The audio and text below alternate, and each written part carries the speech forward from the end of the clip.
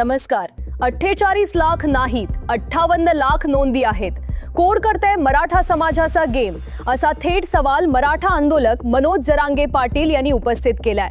या एका विधानामुळे राज्यातील राजकीय वातावरण पुन्हा तापलंय. नेमकं काय आहे हे प्रकरण, कोणावर झालेत आरोप आणि आकड्यांमध्ये हा फरक नेमका का आहे? पुढे जाण्याआधी एक विनंती करेन, तुम्हाला आमचे व्हिडिओ आवडत असतील पण अजून तुम्ही चॅनलला सबस्क्राइब केला नसेल तर चॅनलला लगेच सबस्क्राइब करून घ्या. काल मराठा आरक्षणासाठी गठीत मंत्रिमंडळ उपसमितीची महत्त्वाची बैठक पार पडली.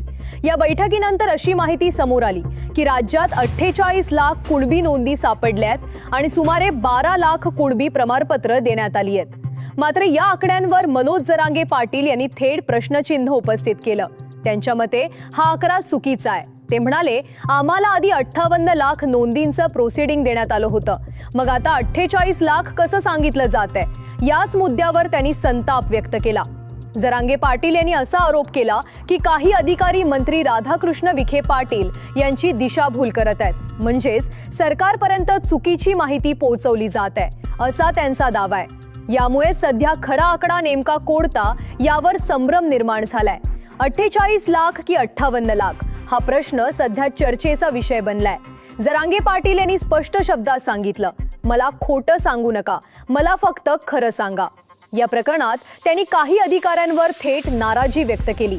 त्यांचं म्हणणं आहे, काही जिल्ह्यांमध्ये जाणून बुजून कुणबी प्रमाणपत्र दिलं जात नाही आणि यासाठी संबंधित अधिकारी जबाबदार आहेत. मात्र त्यांनी काही चांगलं काम करणाऱ्या अधिकाऱ्यांचं कौतुकही केलं. पण एकूणच या प्रक्रियेत पारदर्शकता नसल्याचा आरोप त्यांनी केलाय. या सगळ्यात आणखी एक मुद्दा त्यांनी उपस्थित केला. मुंबई आंदोलनादरम्यान दाखल झालेल्या गुन्ह्यांबाबत त्यांच्या म्हणण्यानुसार 8 पैकी 7 गुन्हे मागे घेण्यात आले, पण एक अजूनही शिल्लक आहे. तो गुन्हा का मागे घेतला गेला नाही, असा सवाल त्यांनी उपस्थित केला. त्यांनी सरकारला मागणी केली की राज्यभरात आंदोलनादरम्यान दाखल झालेले सर्व गुन्हे मागे घेतले जावेत. तसंच मराठा समाजाच्या भावना लक्षात घेऊन सरकारनं योग्य निर्णय घ्यावा.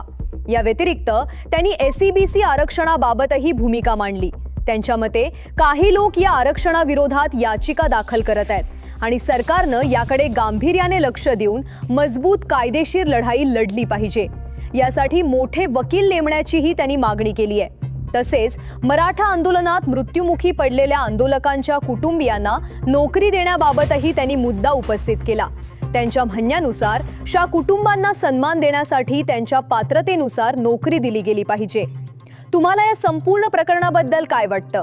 48 लाख की 58 लाख? खरा आकडा कोणता असू शकतो? तुमचं मत कमेंटमध्ये नक्की सांगा. अशाच महत्त्वाच्या अपडेट्ससाठी चॅनलला सबस्क्राईब करा. धन्यवाद.